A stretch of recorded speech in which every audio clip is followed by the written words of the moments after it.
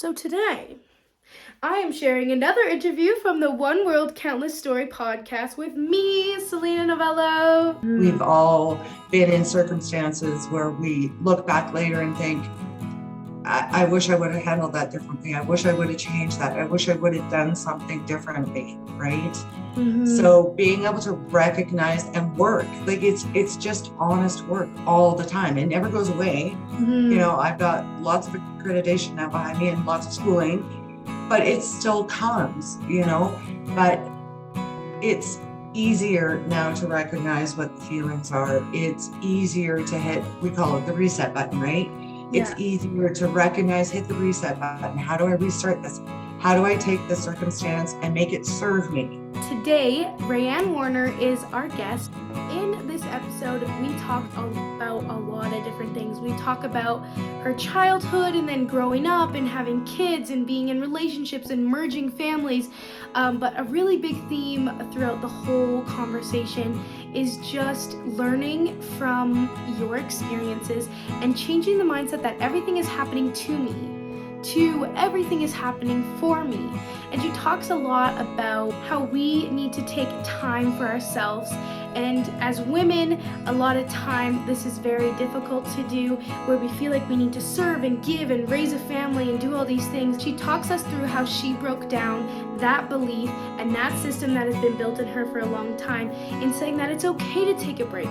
It's okay to fill my bucket up first. And so let's get into this episode. I don't want to waste one more minute. Let's get to it. Well, as you said, my name's Rae-Ann. I am probably the most important thing for me is a grandma of two beautiful baby girls. One's 7 months old and the other one is 5 years old. They are the light of grandma's world, the light of my life. They are pretty incredible kids. I am a hairdresser by trade. I have done that for 20 odd years, 20 some years. Yeah. I am a national level gymnastics coach. So I coached gymnastics on and off for over 30 years. I was a competitive gymnast myself in my very younger days. And as most people know, gymnastics is very much a young person's sport. So kind of when that part of it was ending, I wasn't ready to give up the sport. I loved my sport. I loved what I did. So it was just a very natural flow for me to start coaching and earning my levels. So I am certified to coach up to a national level gymnast, which has been super fun in my life.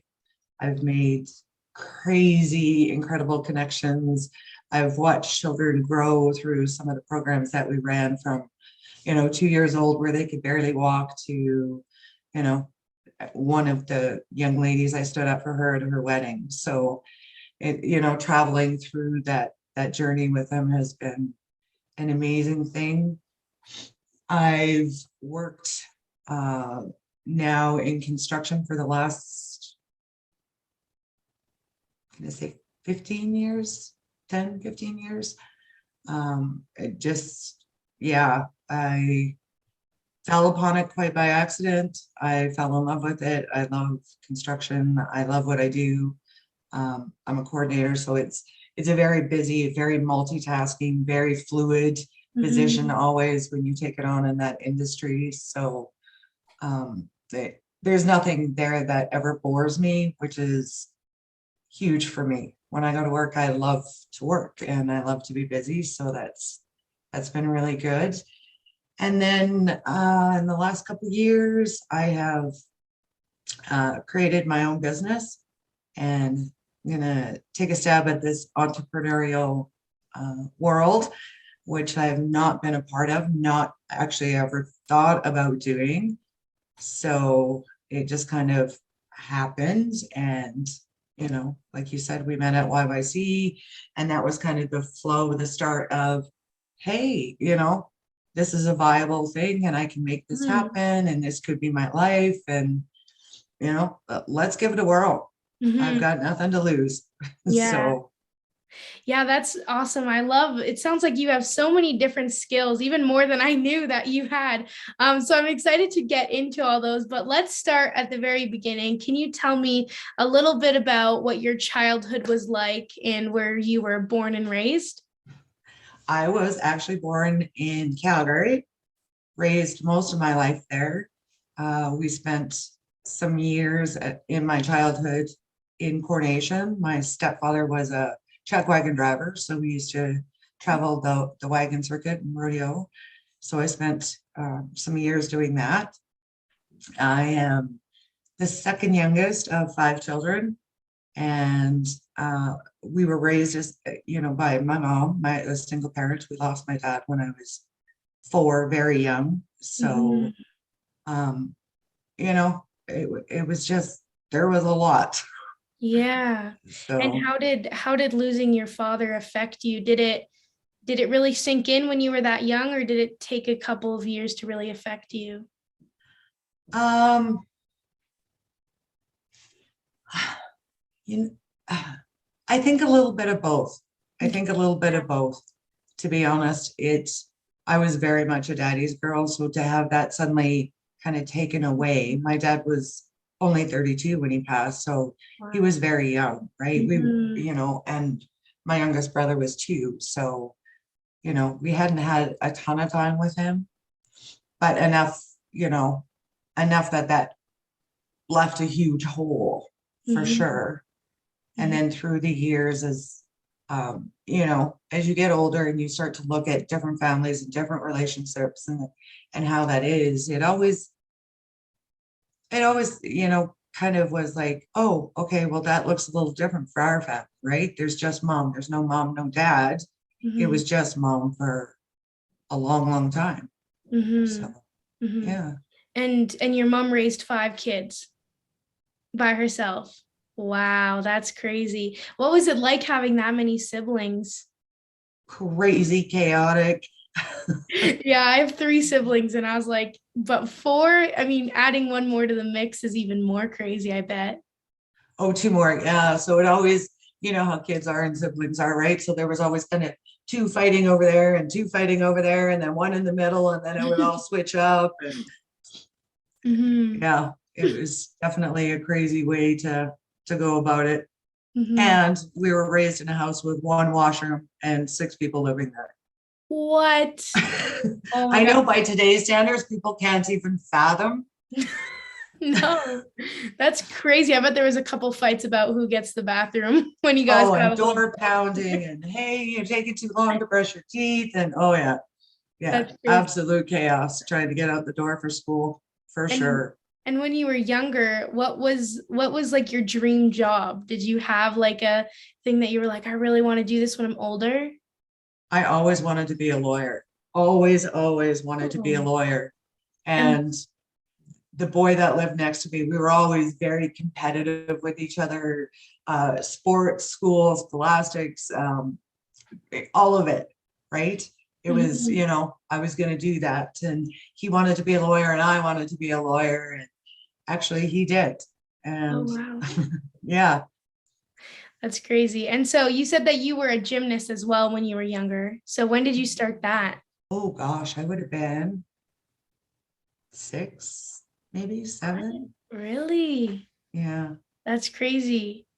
And so what was that experience like? Because I know that that's a pretty intense sport. Like it's very physically challenging. So can you tell us a bit about your experience? I loved my experience. I loved, you talk about it, like the physical challenges, and it's a very physically demanding sport.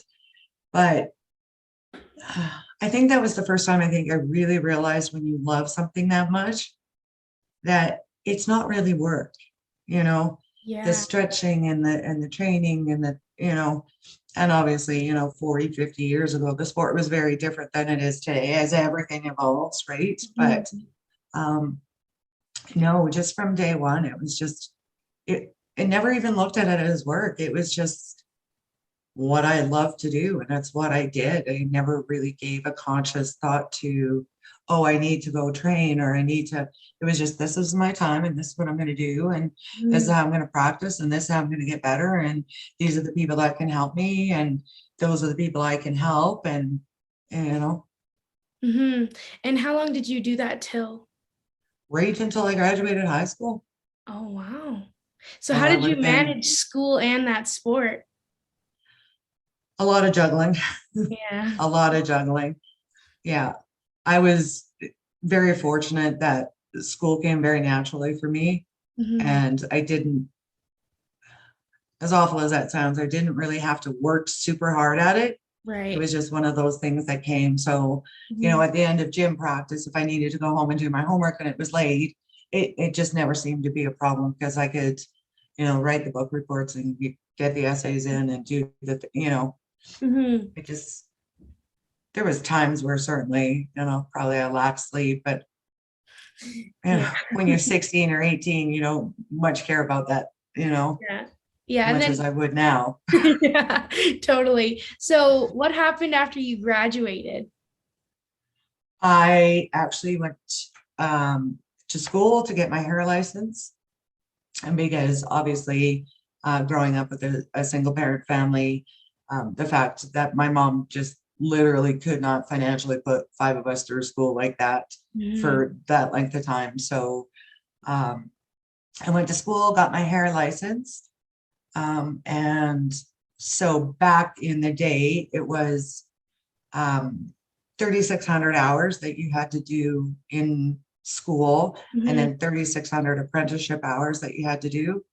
And then I eventually went on, got my red seal, and I did hair for, like I said, I think it was the better part of 20 years. Mm-hmm.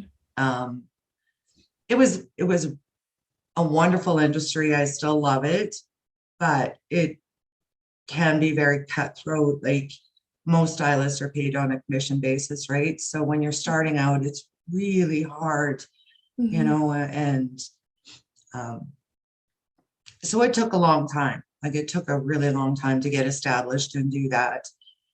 But as much as we talk about gymnastics and that being very physical, doing hair for a living is actually, in the end, what took my shoulders up. Like, I have really terrible shoulders, and it's from standing cutting hair for 20 years. So Wow. it just got to the point where I physically could not do my job anymore. Oh, So really? yeah, Then you had to pivot. So what did you do next? I actually just took an office job, which I had never done. I mean, think back on it now and I laugh, because I was absolutely 100% terrified to sit in a desk all day. I was Really? terrified to do that. I had never had a desk job. I've never sat. So I mean, doing hair, kind of that whole young part of my adult life, Mm-hmm. I was on my feet, and I didn't know how to sit in a chair and work in that environment. Yeah. I was terrified to make that happen. But I got in. I loved it. I loved the construction industry. The more I learned, the more I wanted to learn, and I Mm-hmm. just kept learning. Um, at this point, I'm kind of halfway through my Master Builders accreditation. So for years, I've just been kind of picking away at some courses to get that accreditation. Although the last few years, I haven't worked necessarily for a builder so much as a sub-trade in the construction industry. So Mm-hmm. um, yeah. That's very interesting. And what would you say like one of the hardest challenges for you as a young adult was?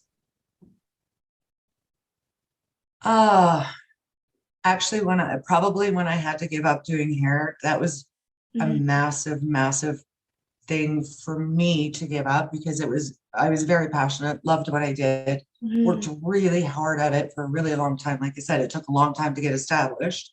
Mm-hmm. Um, and that's really kind of all I knew.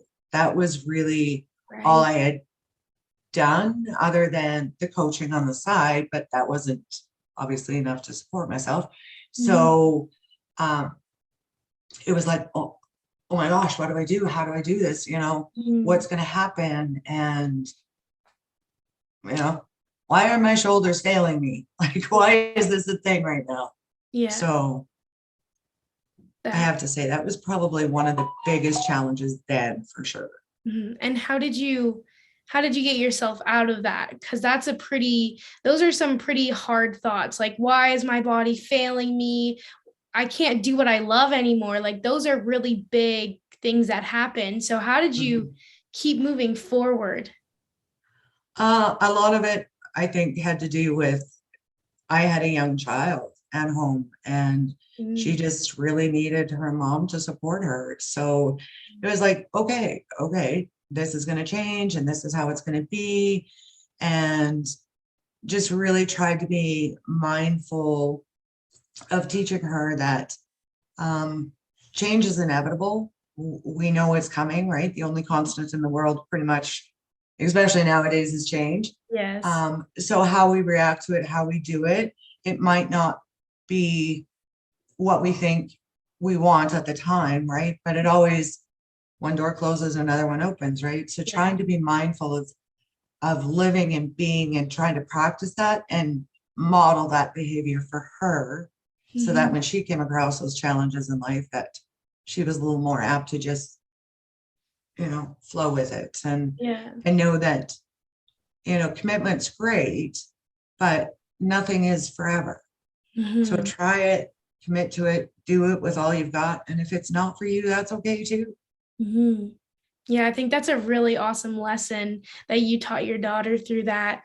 At this point, were you a single mother or did you have a partner as? Um, I that was kind of at the period when I was transitioning into single parenthood. So Oh, it was really kind of a pivotal, mhm. all of those Everything things were was changing. happening. Yeah. Yeah. And was that like a really big thing in your life, would you say, or is it more of just something that just happened and you kind of dealt with it? I think at the time, the emotion told me that it was a really big thing, Yeah. right? Um, and then as time goes on and the emotion, you can look more objectively, I guess, at the emotion behind all of that stuff and look at it more logically, Mhm. then it wasn't quite as big or as life altering maybe as what I thought it was then, for sure. Mhm. Okay, yeah. And Um, just keeping focus, right? What's yeah. important? Like, what do you value? What do you want? Keep your focus. Mhm. Yeah, it's a very interesting thought how you said like your feelings might have made it more than what it actually was at the time, which is a very interesting perspective that I haven't heard very much. So I really like the way that you worded that and shared that with us. So moving through, you have a daughter to support, you're changing your job. So what happens next? Uh, I spent a few years in a couple different jobs, just kind of working through that, getting Mhm. my feet back under me, kind of taking some time to say, okay, what is it that I need? What is it that I want? And, reality is there's logistics. So what does that and how does that play into all of that?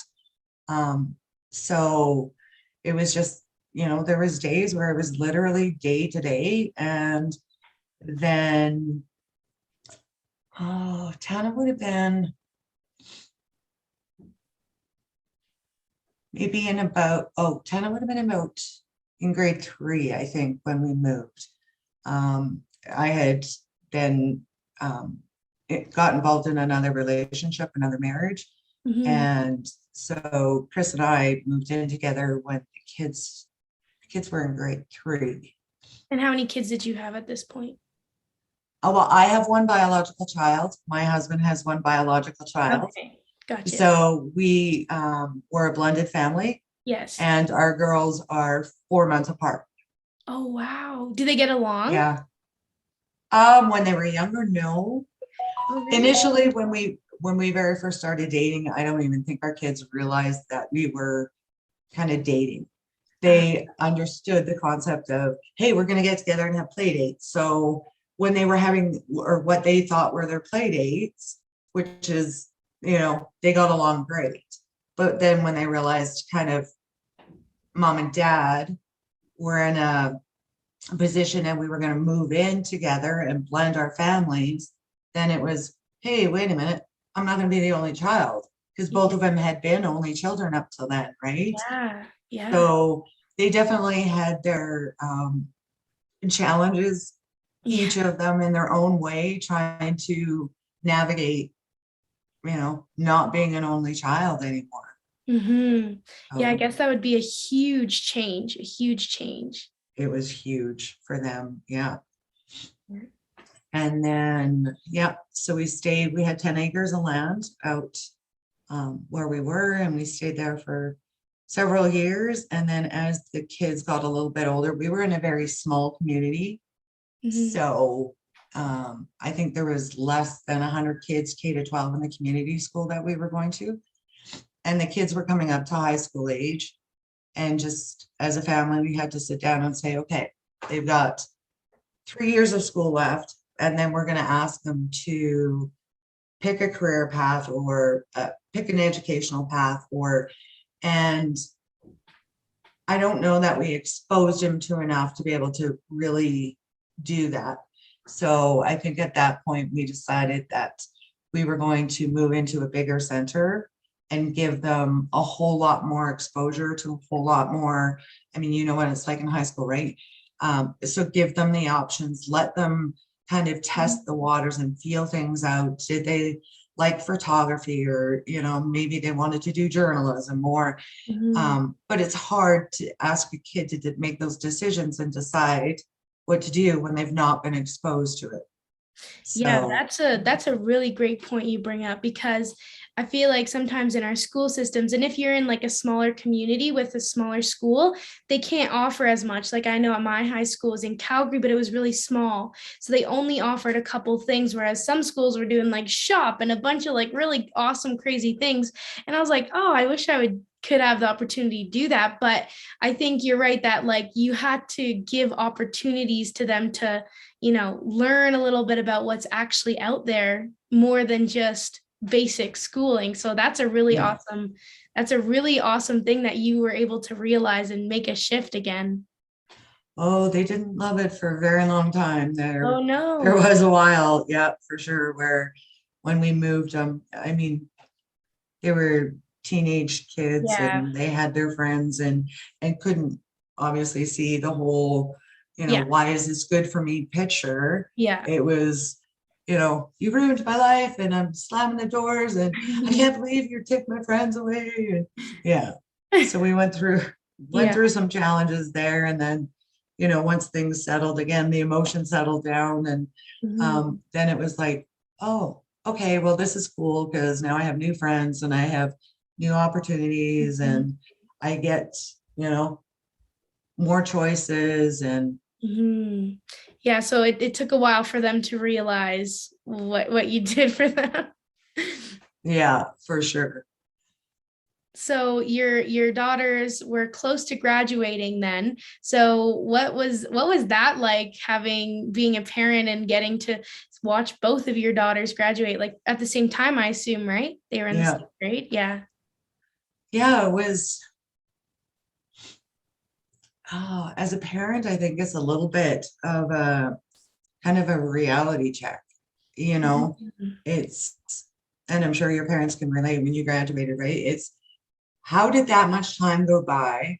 And how, you question, how did I prepare them? And did I do my job right? And, what do I do to support them going forward? And, Mhm. what are they going to choose? And are those choices going to be, good for them? And sometimes they're going to make bad choices. And how, as a parent, do you deal with that? And, you know, Mhm.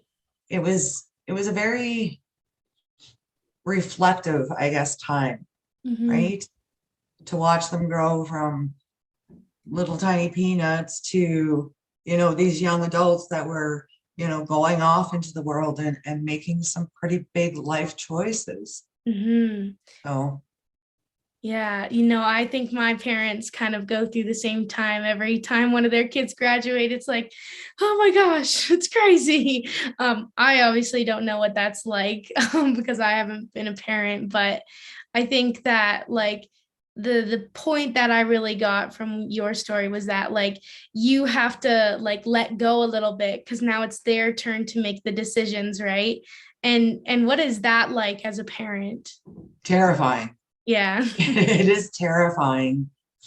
Um, to hope to see all of those lessons, all of those things that we've tried to instill in our kids, and Mhm. all of those values and integrity, all of those things, and say, here's the great big world. Now, I hope you learned the lesson that I taught you. Can you go out there and make it happen? Right? Mhm. It is Yeah. a terrifying situation for sure. Yeah. Yeah. And did both of your daughters move away from home right away? Yeah. Yeah. Pretty So much. so what was that like for your relationship? Did things change or Well, things did in like my biological daughter actually got pregnant right then at graduation time. So her life definitely took, a very different path. Mhm. And my other daughter immediately just went off to school and kind of kept that career path. Mhm. So she'd always been interested in sociology and doing that kind of thing. And Mhm. then when Tana was pregnant, had the baby, and then she had to make some kind of pivotal choices in her life. And, obviously um, made some different choices. She had to choose to do her schooling online and was Mhm. raising a baby. And Mhm. yeah, Mhm. And how did you support your daughter through that? uh, I was just mom, just mom. It's all I knew how to do. Mhm. And it's all I knew how to support, you Mhm. know? So obviously they were still living with me at the time. So it was, when she was too tired, then grandma stepped in and helped, or, you Yeah. know, um, all of I know you don't have children, and one day if you do, all young or all moms at some point go through that phase of, oh my God, I don't know what I'm doing, so it was just, yes, yes, you do. You're tired. you Yeah. know, yes, yes, you do. You do know. It's just, here we go. You're emotional, right? Sometimes those emotions take over the logic part of Yeah. our lives. So So you were really able to coach her in a very positive way, it sounds like. I hope so. I Yeah. hope that's what she got out of that for sure. That's awesome. So what happened next? What was like the next stage? Like was your relationship with your husband really good still or like what happened? Once the kids, so trying to think, my granddaughter would have been about a year and a half, I guess, when they finally moved out. So Mhm. then it was really kind of strange for us, Mhm. at home. It was the kids were gone and my career was changing, and Mhm. you kept looking around going like, what is this new world and life, and why is it quiet here, and you know can somebody turn out the radio because there's no noise in the house, or Yeah. yeah. So And what was your career change? You were just um well, then I was coming out of the construction industry and starting to um I guess starting at the beginning stages of learning this career path, my new business. I'm a life coach, right? yeah. So I was coming out of the construction industry, starting to get some of my accreditations in the coaching industry, doing a lot of leadership development work, doing a lot of communication style work, Mhm. and starting down that path of, okay, this is where I want to be. I Mhm. did a lot of personality. I don't know if you know a lot of them, but like the Myers-Briggs and those type of things that, you Mhm. know, I think we're always, as a human being, we're always searching for that affirmation, right? Am I making the right choice? Am I doing the right thing? Mhm. So, I mean, my heart was obviously all in. I loved um, the path that I was on. And I think it was just a matter of somebody saying, yes, you're on the right path. I Yeah. think I just was looking for that sense of affirmation saying, it's okay.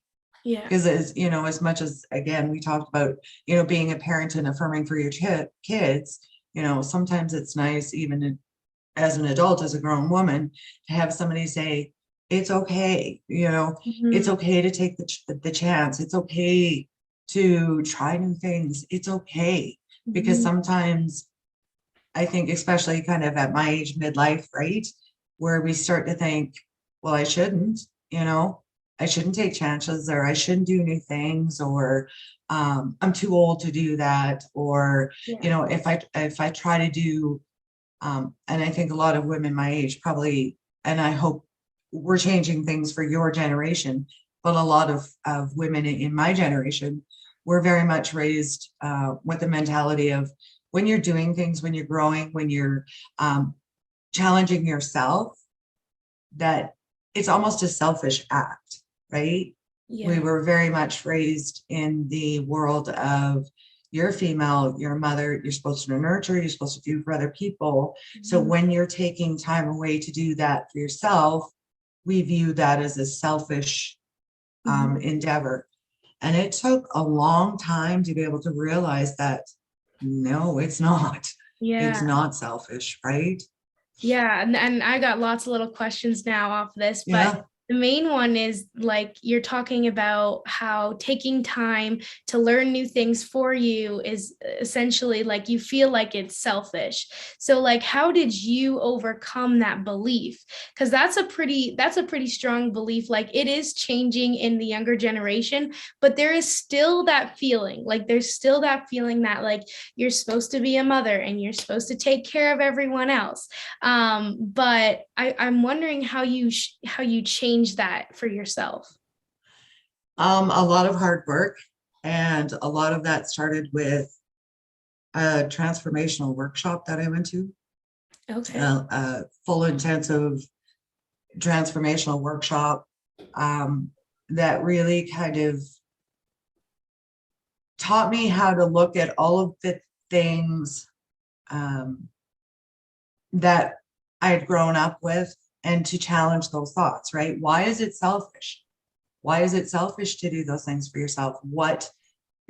How do you feel if you don't do those things for yourself? What does your life look like if you're just serving others and not, Mhm. and learning how to challenge the beliefs that weren't serving anymore. It was very intensive. It definitely was an eye-opening weekend for me. It shook the fundamentals of everything I thought I knew, Mhm. and flipped it on its head and said, no, no, no, you know, Yeah. just because that's how things are perceived, it does not mean that's the reality, right? Mhm. And so was that workshop the kind of start of your personal development route? Absolutely. Yeah. Absolutely. Yeah, So 100%. what made you choose, this kind of like flows really nicely into the next question. So what made you choose like becoming a life coach, like after you've done hairdressing and office work and construction and lots of different things, what made you choose to be a life coach? Because I had been through the experience that I had been through and done that workshop.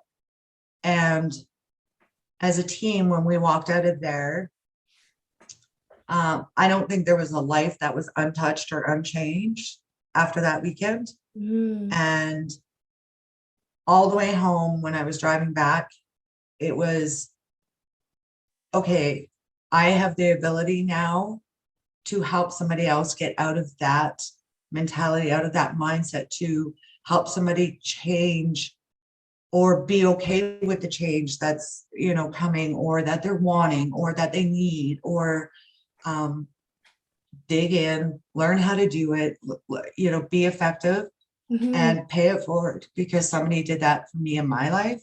And it's time for me now to help other women, and um, as well as I do from a lot of the work that we've done in fempreneurs and that type of thing, finding your niche has always been kind of a big topic in Yeah. for most entrepreneurs, right? And for me, it just really never was a question. It was always, Mhm. I know what my experience was, and I want to help people out of that. And I have these skills now. I have this knowledge. I have the experience. I Mhm. know where they're at, and I Yeah. know how to help them forward. Yeah. So finding that niche was never really kind of that sticky point for me, which Yeah. was nice. I mean, like, what a powerful thing you just said. Like, you learned something that changed your life and you wanted to pay it forward. Like, that is so powerful. And my question for you is what made you go to that workshop? What was there a tipping point? Was there a breaking point? Like, what pushed you to get there? Actually, it was a really uh, a funny way that workshop came into my life, and it was never an intentionally planned thing. My last job, I had actually quit my job. Hmm. I um, wasn't happy in the environment that I was at, so I actually quit my job, Hmm. and I took another job. And while I was at that job, my old job called me and said, listen, like we have problems, we know we have situations, we're working on it, we're working with coaches, we're doing, we know how to do this. So can you please come back to work for us? Um, and I said, I'd love to, but I don't want to be stagnant. I think Hmm. that was a big part of the unease or the unrest with the job was I was feeling very stagnant. Hmm. Um, so it just was the business coach that they had hired was running this transformational workshop. And when he and I got to talking, he was like, well, do you want to grow personally or professionally? I was like, well, who doesn't want to grow both? Oh, Like, yeah. Yeah. I was a little shocked by the question, right? Because Yeah. I love to learn, like lifelong learning is my thing, Yeah. right? Yeah. So who wouldn't want to do both, Yeah. So as it turns out, when I went back to my old job, that was part of the negotiation was that they were going to send me to this workshop and do some personal and professional development. Came out of the workshop with a massive, you know, Hmm. It changed your life.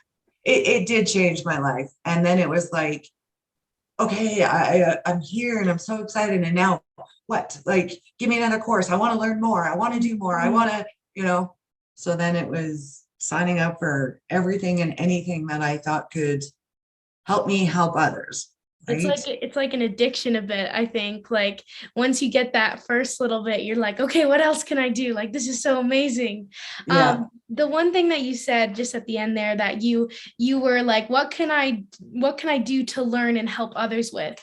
Did you ever like have, like, for me personally, I would always go to things, take lots of notes, because I was very similar, where love to learn, want to share it with everyone, want to see everyone be super successful, and just more like happy, because like I feel like from your experience, you kind of know what it's like to be very down and not doing so great and coming out on the other end of it. So you want to help people, but it's like sometimes you get caught in that a little bit, where you're trying to help everyone else, but you kind of forget to help yourself. Did you run into this?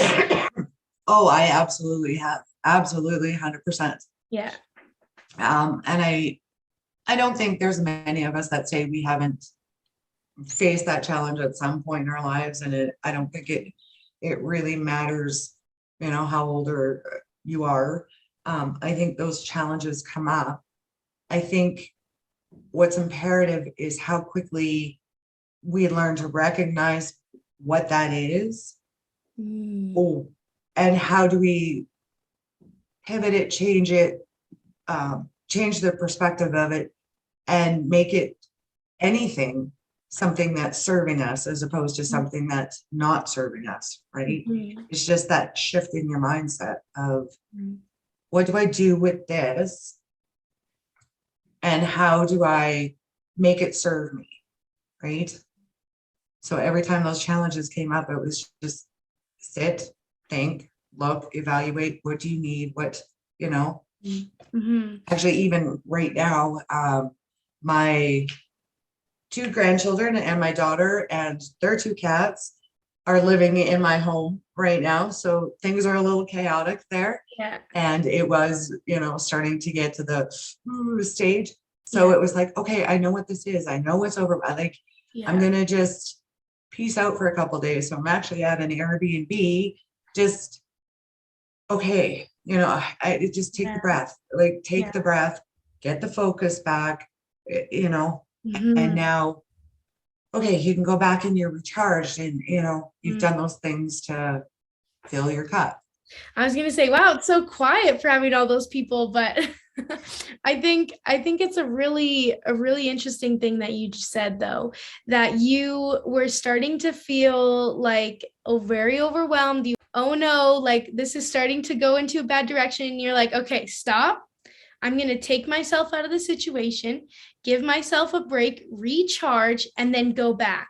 Now, that's something I feel like a lot of people struggle with, because the fact of like, and I know I do, like some days I'm really awesome about it. Others I'm like, oh no, I need to do more. I need to, step it up a bit. But I think it's huge that you were like, okay, before it gets bad, let me take an action to make it better, which is just very, very, I think, inspiring for everyone to hear that you're like, there's a lot going on. And you know what? I'm going to take some time for myself, which again, I mean, for me, like what would creep in is like, oh, you're being selfish. Those voices kind of come back in. So how do you deal with, like, if you deal with those little voices that start creeping and crawling back in, what do you do for that? Selena, 10 years ago, I wouldn't even have been able to recognize the fact that those were the things that, that feeling of overwhelm, or because again, you're in that mentality of, oh, I have to do this and I can't do that. And, I need to take care of this commitment, and, the commitment to myself is not a thing. And that's the last thing on the list. So, it sits there.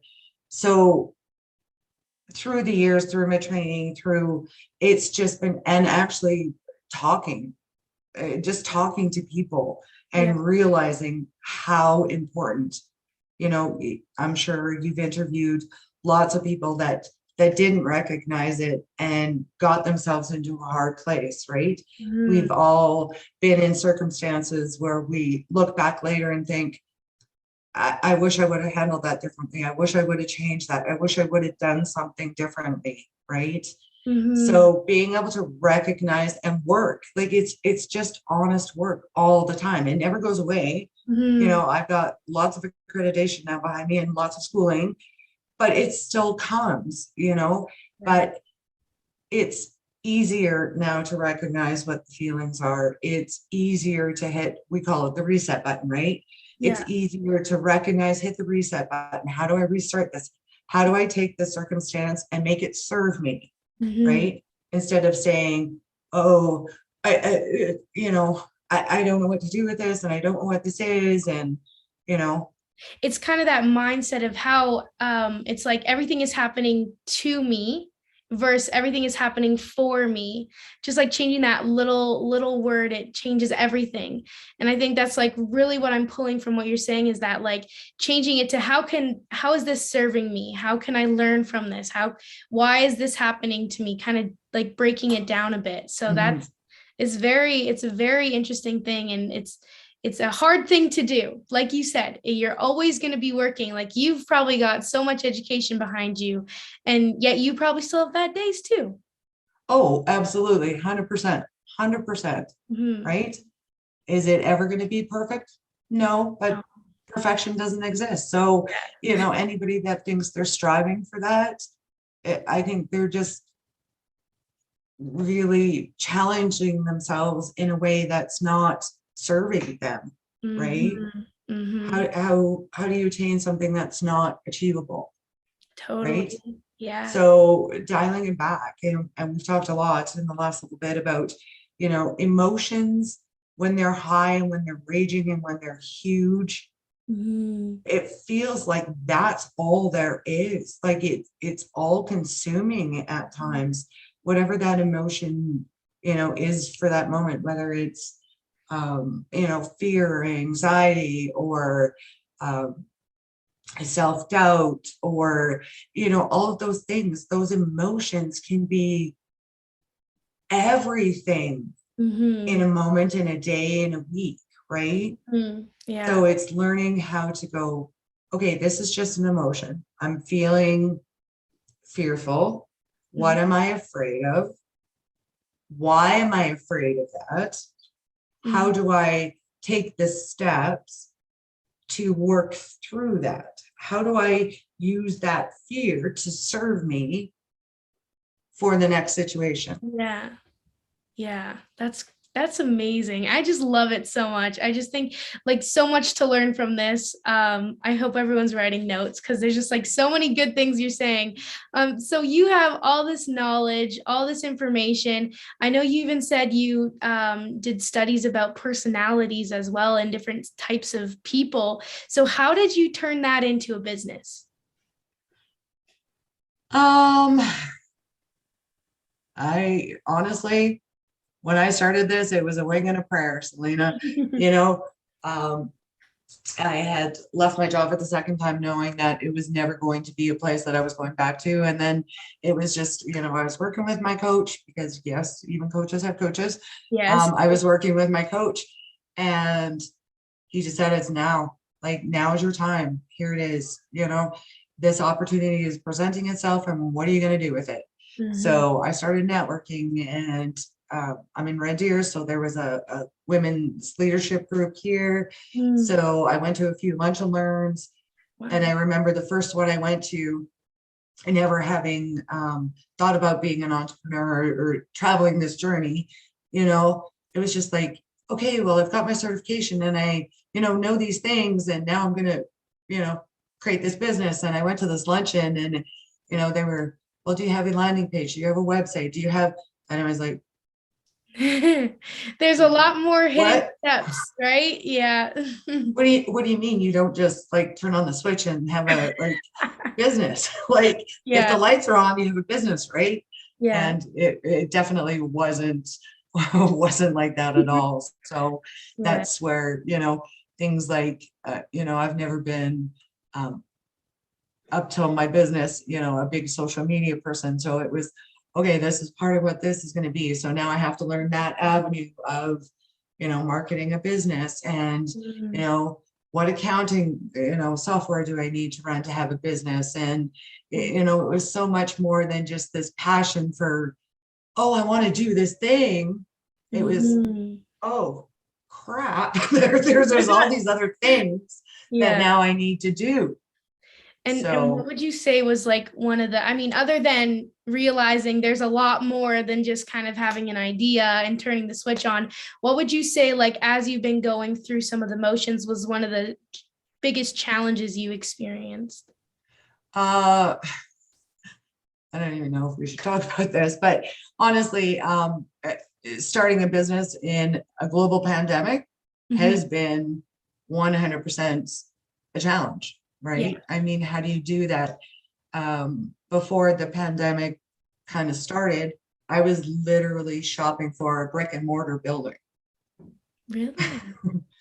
So, I was like really had this vision of I'm gonna Mhm. have this office and I'm gonna do this thing and and then it was, pandemic hit and it was like, okay, so this looks really Everything different than changed. what Everything changed, right? everything changed, and it looked very, very different from this vision that Mhm. I, had going into it even 6 months prior to that, right? Mhm. So it Well, was, yeah, I know exactly what you're talking about because for me, I've always been like, I want to be on a stage talking to people and motivating them. And I had to realize, like, okay, this might not be as possible as I thought it would be, but it's kind of like, okay, now where can I do that instead? What can I make my stage, right?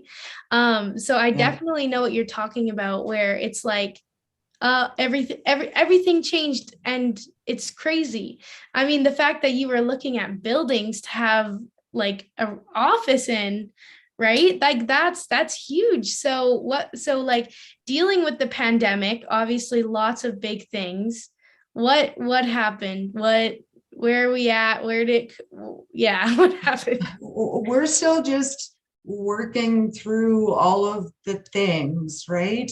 Mhm, Um, actually, and part of my holy crap moment was realizing when we got to YYC Entrepreneurs, like when we were doing, mhm, is guess what? I wasn't the only one.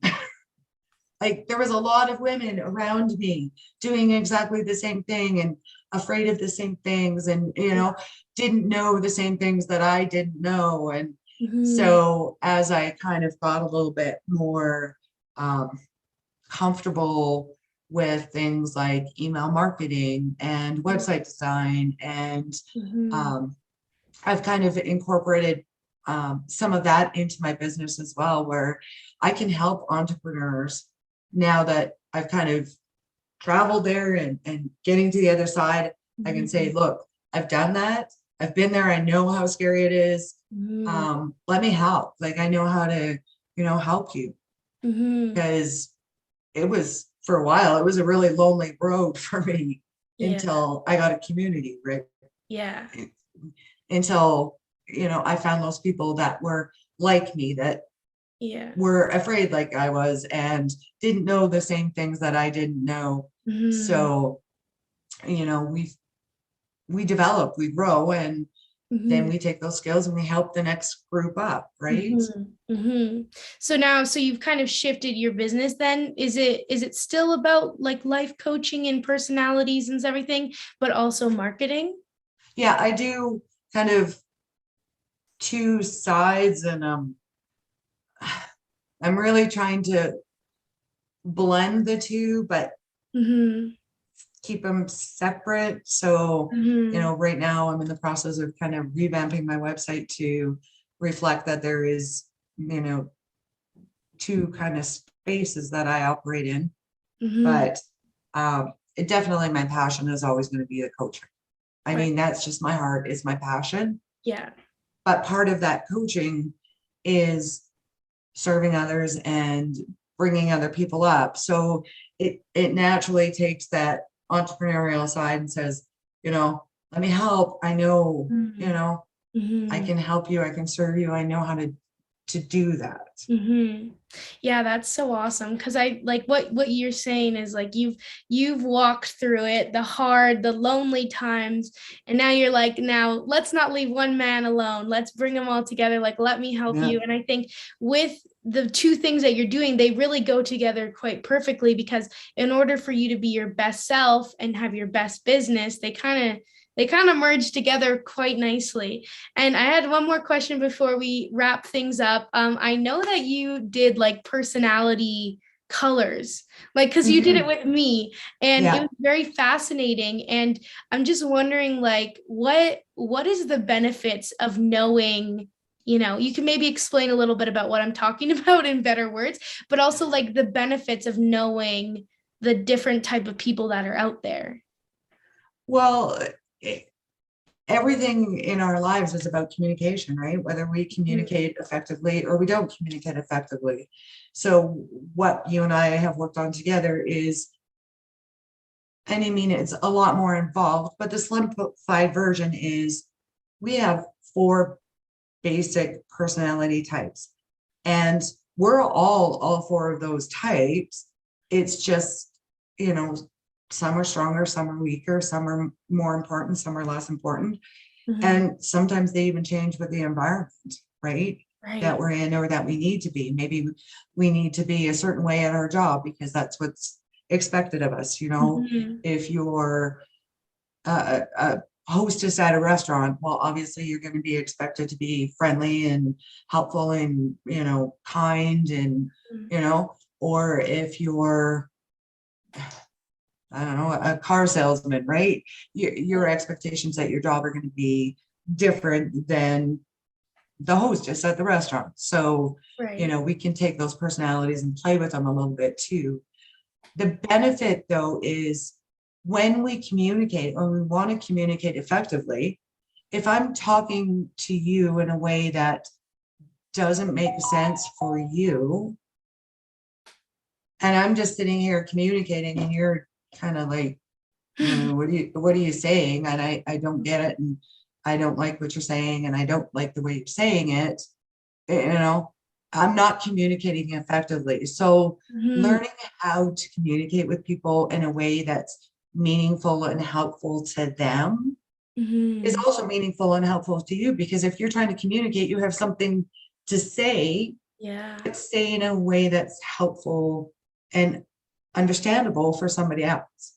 So Mhm. it's just really learning how different people operate, and not that there's a good way or a bad way, because there's no good ways and bad ways. There's just effectiveness in different levels, Yeah. right? Mhm.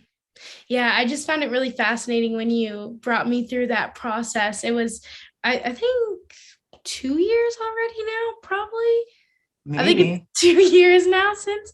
And it was just really fascinating to just really like categorize the way that, generalize, I guess, the way that people can be, and just how like important it is to know, and exactly like you said it perfectly, to communicate with people that's effective. So I thought that was really cool. I wanted to let you talk about that a little bit. So before we get into the final four questions, I ask these questions to everyone. How can someone find you? I'm going to add all your links in the comments below, but just to give yourself a little shout out, where can people find you? Instagram, Facebook. Um, I'm delving into the world of LinkedIn. So just starting there. Be Beautiful is my company name. I know a lot of people struggle with that, but it definitely is all about authenticity, I right? love the name. Be beautiful. Why'd you choose that name? Because I think for a long time, I didn't feel it was um, okay to think yourself beautiful, Mm, or maybe even afraid that if I was me, people wouldn't think I was beautiful. So the name is just all like, it doesn't matter who you are, be you, just be yourself, yeah. because that in itself is the beautiful thing, Yeah. right? You Yeah. don't have to be anything for anybody else. You don't have to fulfill anybody's expectations. Being you is the most beautiful thing that you can bring to the table. I love that. I love that name so much. That's so awesome. Okay, so now people know where they can find you. I highly recommend go checking out your Instagram page. Pretty cool. And so yeah, let's go into the final four questions. So the first one is, what is some of the best advice you've received and from whom? Um, I'm gonna have to say it was my coach, Mhm. and it was just, actually I still have it printed. Um, it was a quote that he gave me, and it was very meaningful, and it said, "A path with no obstacles probably leads nowhere." Oh, I love that. What a powerful quote. What did that mean to you? That regardless of the things, the challenges, the boulders that are placed in front of us, it feels like sometimes there's still a path on the other side. Mhm. The path doesn't end at the boulder. Right.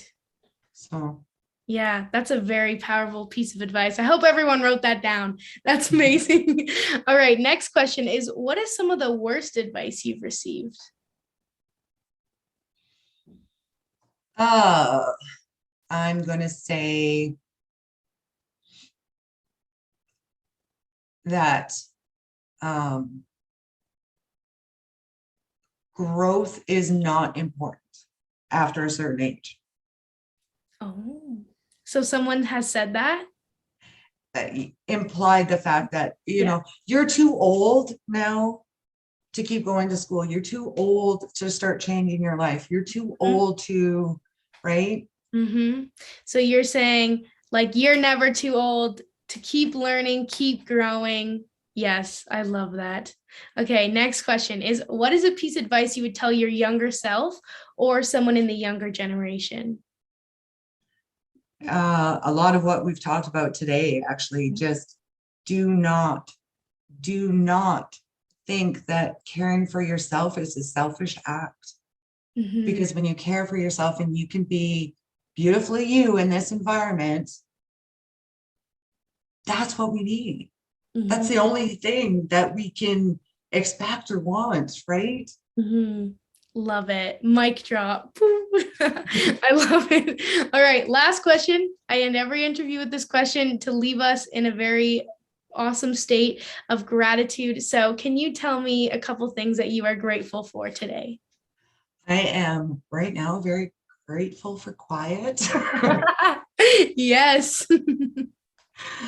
I am incredibly grateful for my grandbabies who are the light of my life and have just shown me the world through a very different set of eyes. Yeah. I am grateful for the opportunity to develop and grow and start this business and meet incredible, amazing people like you.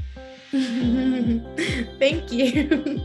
That's awesome. I love that. So thank you so much, Rae-Ann, for joining me today. Your story has been very inspiring. I love that you give us very actionable pieces of advice that we can apply into our own lives. So thank you so much for being so vulnerable and opening up and talking with everyone today. Thank you for having me. It's so good to talk to you. Thank you so much, Rae-Ann. That was so amazing. Again, if you want to get connected with her, all of her information is down below in the comment section. So check out her Instagram, check out her website if you'd like to. I hope that you guys got as much as I did from this conversation. I needed to hear so many of the things that she said and the great pieces of advice that she gave. So thank you so much. I can't wait to see you in 2 weeks on the One World Countless Story podcast.